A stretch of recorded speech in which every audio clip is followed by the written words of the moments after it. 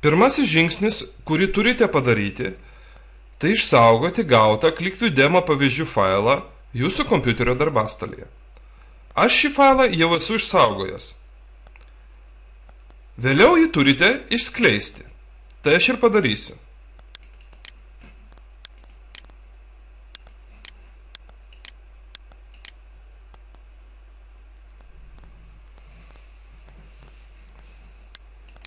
Na štai, archyvas išskleistas.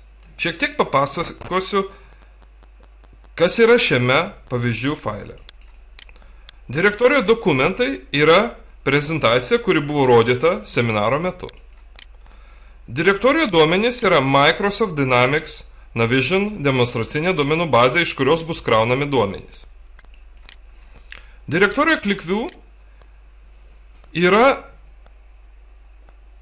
galutinė demonstracinė aplikacija, kurią mes turime padaryti, o taip pat visi programiniai tekstai, kurie bus naudojami, kuriant šitą aplikaciją.